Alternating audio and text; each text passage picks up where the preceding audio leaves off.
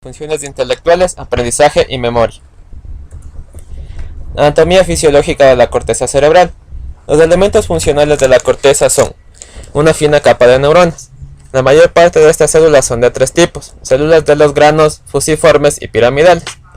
Las células de los granos tienen función de interneuronas. Presentan secreciones excitadoras como el glutamato e inhibidoras como el ácido gamma aminobúrico. Las células piramidales y fusiformes tienen función de salida de información. Son fibras nerviosas que recorren la médula, como podemos ver en la imagen. La 1, 2 y 3 van a ser de salida. Las 5 van a ser de entrada. Y las número 4 van a ser de interneurona. Relaciones de la corteza y tálamo. Todas las áreas de la corteza poseen amplias conexiones que se conectan con varias estructuras, especialmente el tálamo.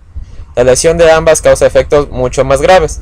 Prácticamente pueden considerarse como una sola estructura denominada sistema tálamo-cortical. Casi todas las vías receptoras dirigidas a la corteza atraviesan el tálamo, como podemos ver en la imagen, en la que el único sentido que no atraviesa esta zona va a ser el sentido del olfato. Áreas de asociación. Estas áreas reciben y analizan simultáneamente señales motoras y sensitivas. Las más importantes son el área parieto-occipital, el área límbica y el área prefrontal. Área de asociación parieto-occipito-temporal. Se encuentra en relación con, anteriormente, con la corteza somatosensitiva, posteriormente la corteza visual y lateralmente la corteza auditiva. Posee subáreas funcionales que son el área de análisis de coordenadas espaciales, de comprensión del lenguaje, denominación de objetos y procesamiento del lenguaje visual. Área de asociación prefrontal. Se relaciona con la corteza motora. Recibe señales del área de asociación parieto-occipito-temporal, especialmente las coordenadas espaciales del cuerpo. Resulta fundamental en los procesos de pensamiento.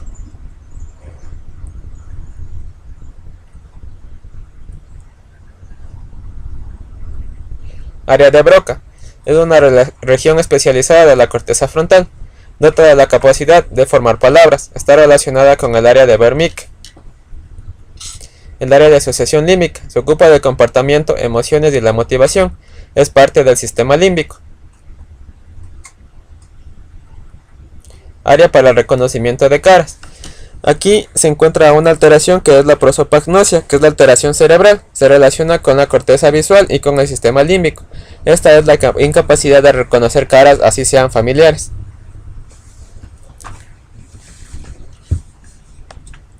Área de Wernicke. Está especialmente desarrollada en el lado dominante del cerebro. En los diestros este va a ser el hemisferio izquierdo, mientras que en los zurdos va a ser el hemisferio derecho. Ocupa el lugar más importante entre todas las zonas de la corteza. Una lesión aquí no permite organizar los pensamientos, es decir, así se entiendan las ideas, no se van a poder organizar.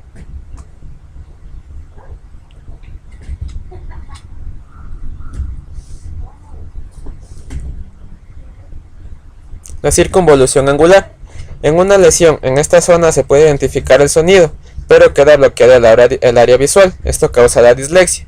Esto quiere decir que se puede leer las palabras, pero no se va a comprender qué significado está oculto en ellas. El hemisferio dominante. 95% de las personas tienen dominio del hemisferio izquierdo. Esto quiere decir que el hemisferio izquierdo va a controlar la mayor parte del cuerpo, especialmente el lado derecho, lo que causa que la persona sea diestra. Si hay lesión en la infancia, va a cambiar de dominio, es decir, si hay una lesión en una persona diestra cuando es pequeña, el hemisferio dominante va a cambiar y va a ser el derecho. Al nacer, el hemisferio izquierdo es más grande. El lado dominante recibe información del otro hemisferio a través del cuerpo calloso.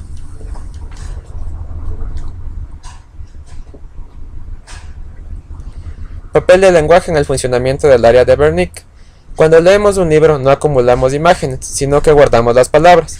El área de Wernicke se encuentra asociada con la corteza auditiva. Al crecer se relaciona también con la circunvolución angular debido al uso de la escritura.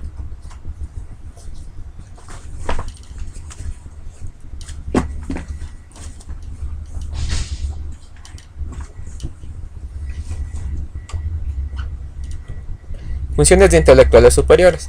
Se decía que era el lugar donde se asienta el intelecto superior. Antes de la aparición de los fármacos para los trastornos psiquiátricos se realizaba una lobotomía prefrontal. Esto consistía en insertar dos bisturís por los lados del cerebro, atravesando el hueso frontal y realizar incisiones en el lóbulo prefrontal, y aparecían los siguientes cambios. Los problemas ya no podían resolverse, no se podían realizar tareas sucesivas, no se podían realizar labores simultáneas, disminuía la agresividad, las respuestas sociales eran inadecuadas, no se podía tener una larga serie de pensamientos y las acciones se realizaban sin sentido alguno. La memoria operativa es la capacidad de seguir el hilo de muchos fragmentos de información a la vez y permitir su evocación. Las áreas prefrontales están divididas en segmentos para diferentes tipos de memoria temporal. Al combinarse estos fragmentos surgen las capacidades de pronosticar, planificar el futuro, retrasar las acciones, plantear las consecuencias de las acciones y correlacionar la información, controlando nuestras acciones respecto a las leyes.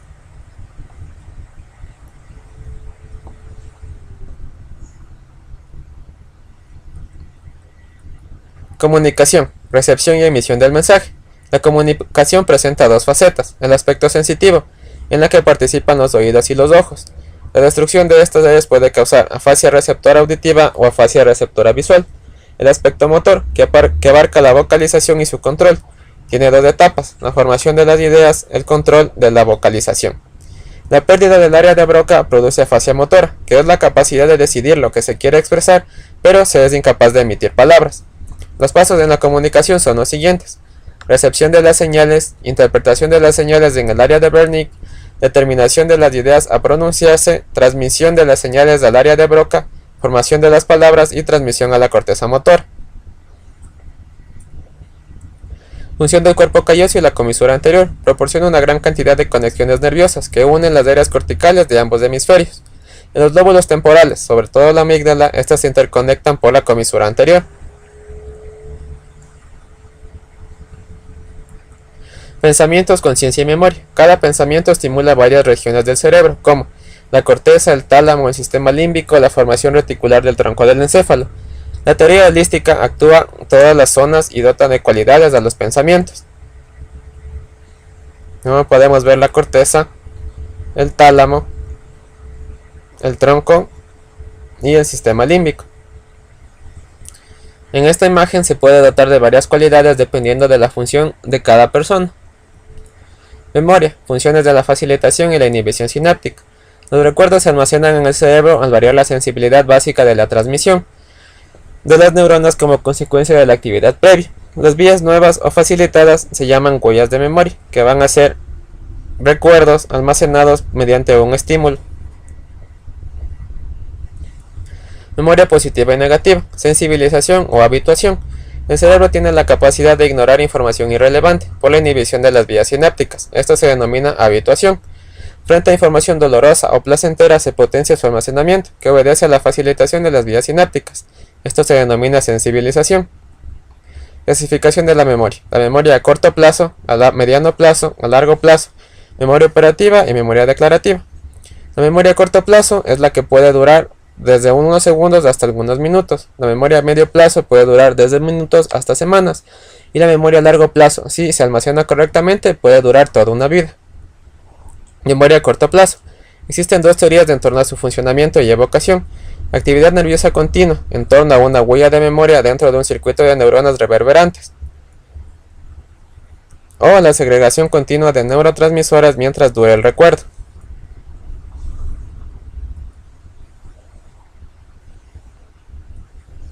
Memoria a mediano plazo.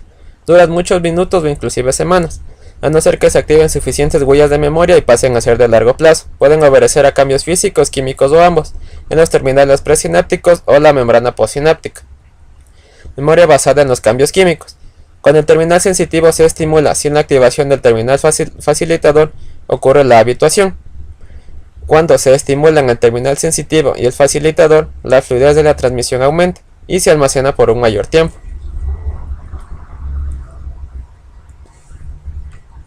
Memoria a largo plazo. No tiene un tiempo definido. Se da solamente por cambios estructurales en la sinapsis, los cuales son: aumento de los puntos para la liberación de vesículas, aumento de la cantidad de vesículas neurotransmisoras, aumento del número de transmisores presinápticos y variaciones de las espinas dendríticas. Cantidad de neuronas con el aprendizaje. Varían de acuerdo al uso.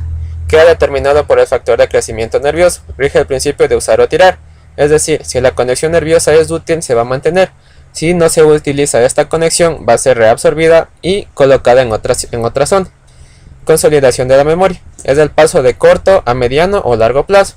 Esto se da mediante el proceso de repetición, que es la estimulación continua de la misma información, o el proceso de codificación, que es la relación con conocimientos previos a los que ya se tiene acceso.